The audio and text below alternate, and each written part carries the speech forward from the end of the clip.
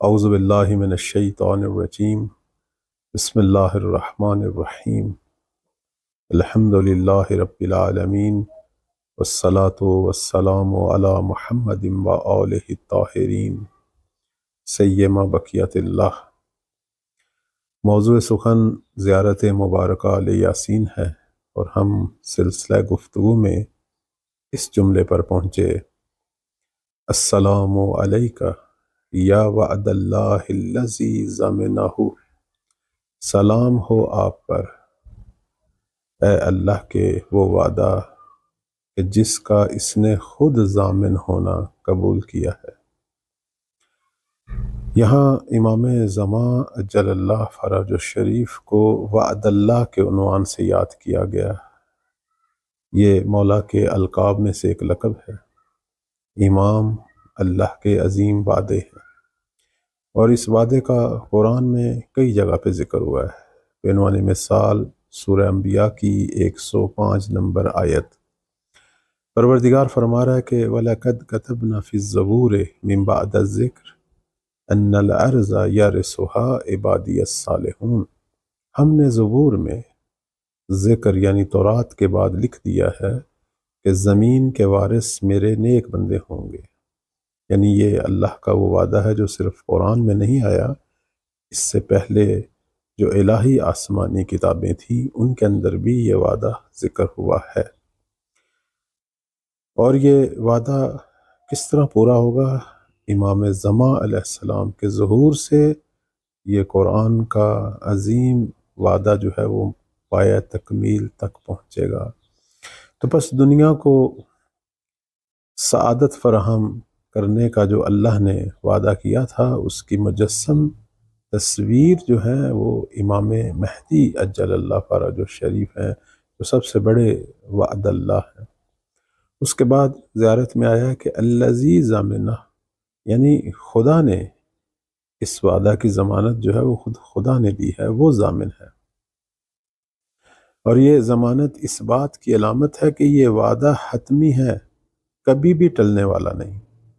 شیعہ سنی احادیث میں آیا کہ اگر دنیا کی عمر کا صرف ایک دن باقی رہ جائے، اللہ اس دن کو اتنا لمبا کرے گا کہ میرے اہل بیت میں سے ایک فرد یعنی امام مہدی علیہ السلام ظاہر ہوں گے اور زمین کو عدل سے بھر دیں گے۔ تو بس نتیجہ جو ہے وہ یہ نکلا کہ یہ جو سلام ہے یہ امام مہدی علیہ السلام کے ظہور کو اللہ کے ایک اٹل وعدے کے طور پر پیش کرتا ہے، نہ کہ صرف بشارت دے رہا ہے بلکہ مومنین کے ایمان اور یقین کو بھی مضبوط کر رہا ہے۔ اس میں دو اہم پیغام ہیں، ایک امام مہدی علیہ السلام کا قیام اللہ کی جانب سے ایک یقینی وعدہ ہے، اور دوسرا یہ ہے کہ اللہ خود اس وعدے کا محافظ ہے اور خود پورا کرنے والا ہے، لہٰذا مومنین کو کبھی بھی مایوس نہیں ہونا چاہیے۔ اور یہ فکرہ جو ہے ہمیں مولا کے انتظار کی اہمیت بھی یاد دلاتا ہے اور اس عظیم دن کی تیاری کی ترغیب بھی دیتا ہے۔ اس کے بعد ایک اور سلام جو ہے وہ آپ کی خدمت میں پیش کرتے ہیں کہ السلام علیکہ ایہا العلم المنصوب والعلم المسبوب والغوث والرحمہ الواسعہ وعدا غیر مکذوب، یعنی سلام ہو آپ پر اے نسب کردہ نشان، یعنی اے علم جو اللہ نے نسب کیا ہے، اور اے علم جاری، اے فریاد رس، اور اے وسیع رحمت جو کہ جھوٹ سے پاک وعدہ ہے۔ علم المنصوب سے مراد یعنی ایک ایسی علامت ہے جو اللہ نے خود نسب کی ہے۔ یہ لقب امام مہدی علیہ السلام کو ایک بلند علم، ایک نشانی کے طور پر بیان کر رہا ہے کہ جو اللہ کی طرف سے قائم ہوا ہے۔ جیسے آپ دیکھتے ہیں کہ راستوں میں کھمبے یا مختلف علامات لگائی جاتی ہیں تاکہ لوگوں کو منزل کا جو ہے وہ پتہ چلے، تو امام بھی پروردگار کی طرف سے ہدایت کا نشان ہے کہ جن کی منزلیں بہشت ہیں اور پروردگار کا قرب ہے ان کے لیے ہدایت کا نشان، ہدایت کا علم امام زمان علیہ السلام ہے۔ جیسا کہ قرآن مجید میں پروردگار فرما رہا ہے وَكُلُّ شَيْءٍ أَحْصَيْنَاهُ فِي إِمَامٍ مُبِينٍ، ہم نے ہر چیز کو ایک واضح امام میں جو ہے وہ شمار کر دیا ہے، اور یہاں امام وقت مراد ہے۔ دوسری چیز جو ہے اس سلام میں بیان ہوئی ہے علم المسبوب، یعنی علم جاہری، بہتا ہوا علم۔ امام کا علم ایک سرچشمے کی طرح ہے جو ہمیشہ جاری ہے، بہہ رہا ہے۔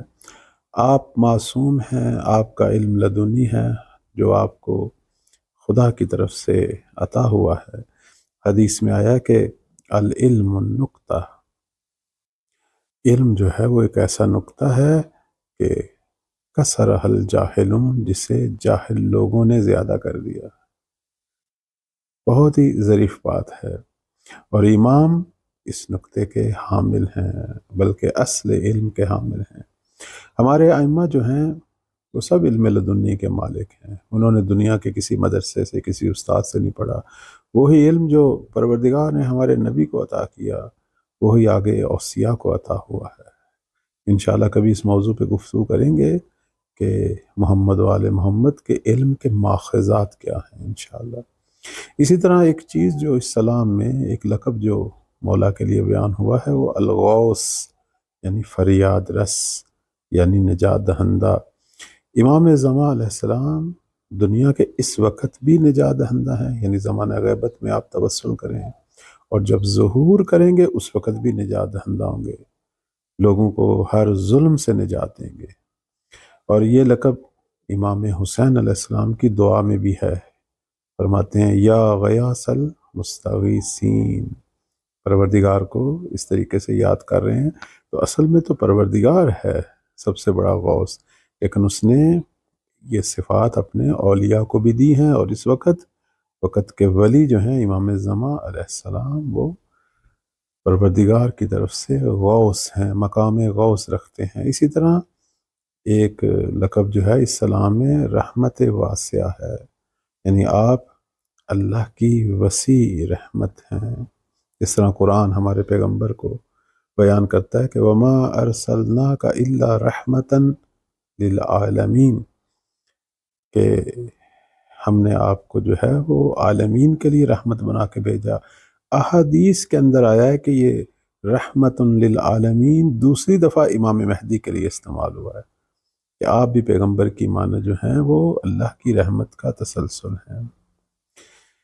اور جب آپ ظہور فرمائیں گے یہی دنیا عدل و انصاف سے بھر جائے گی۔ اور اسی طرح اس سلام میں آیا ہے کہ وعدن غیر مکذوب، جھوٹ سے پاک وعدہ، یعنی یہ اللہ کا ایک ایسا وعدہ ہے جو کبھی بھی نہیں ٹوٹے گا، کیونکہ ویسے بھی پروردگار جو ہے وہ اپنے وعدے کی مخالفت نہیں کرتا۔ قرآن میں جیسے سورہ روم میں 6 نمبر آیت میں آیا ہے کہ وعد اللہ لا یخلف اللہ وعدہ، یہ اللہ کا وعدہ ہے اور اللہ اپنے وعدے کی مخالفت نہیں کرتا۔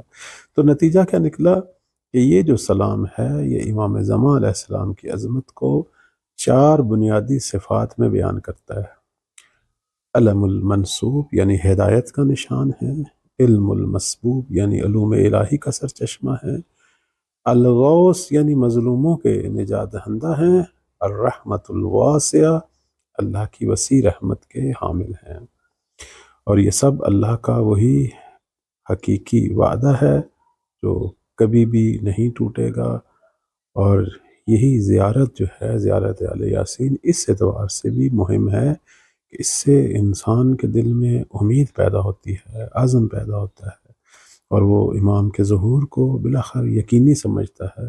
انشاءاللہ اللہ کرے ہماری آنکھوں کے سامنے یہ دنیا جو ہے وہ عدل الہی اور رحمت الہی سے بھرے انشاءاللہ۔